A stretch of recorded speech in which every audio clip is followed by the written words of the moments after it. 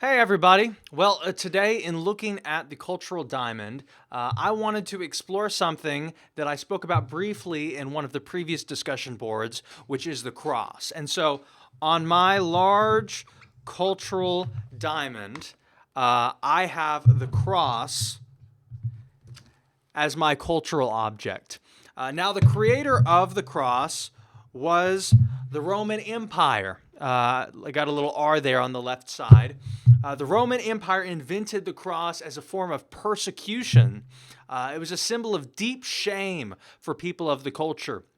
And so at the top, whenever we're talking about our social world, there are three cultures that I want to examine, three societies, three social worlds in which the cross has been embraced as a symbol which resembles something. And the first of that is the Roman-controlled world. I'm putting RCW at the top for that. The Roman controlled world. Like I said, they had a very particular idea about what that meant. Two, the second world is going to be the Christian culture, which is operating beyond surrounding social views, which I'm going to talk about in a second. So I'm going to put CC for Christian culture. And then the third social world is American Christian culture, so ACC. So those are the three social domains that I want to explore in talking about this cross. Now, what are the receivers in each of these social worlds that are looking into this cross and seeing different things? Well, one, it is those under Roman influence. I'm going to put URI, under Roman influence. Like I said, those under Roman influence, they've seen what crucifixion does to a person. They saw what was the cause of crucifixion. And so if someone was crucified, it was an act of shame. So we have to remember that over there in the East, and I suppose Rome is somewhat westernized, but in the Middle East specifically, where they were doing a lot of the crucifixions, especially the crucifixion of Jesus, that's a shame culture. We don't have as much of a shame culture in America, but we have to recognize that was a shame culture. And so they saw it as a sign of deep shame and persecution if someone was crucified. So the cross was that sign.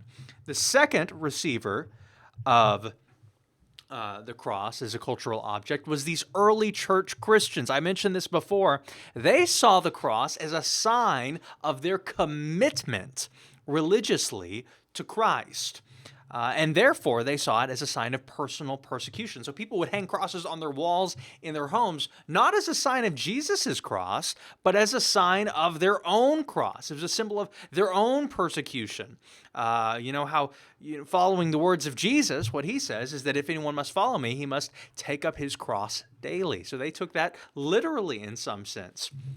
And then, so number two, I'm going to put ECC, early church Christians. That is the second bubble within the second social world. And then the third one is modern American Christians, MAC. Modern American Christians, they don't really see the cross as a symbol of their own persecution. They see it as a symbol for Jesus and just in general church religion. And then secondarily, it's a symbol for Jesus and his sacrifice, but it's not a personal thing in the same way. And one of the things that I think that reveals is that American culture which thinks less of self-denial as those in the East would, has reinterpreted this object to only refer to Christ and his sacrifice, and there's no element of Christ's commands to also suffer in the same way. And so one of the insights that I think we're able to find from something like this is that what is most readily visible about how these cultural objects are interpreted is how they're reinterpreted through various different cultures. And so how the cultural norms of a time, how proximity, both geographically and temporally and just being within the culture, how that all affects change in what an object's meaning is going to be to any given receiver.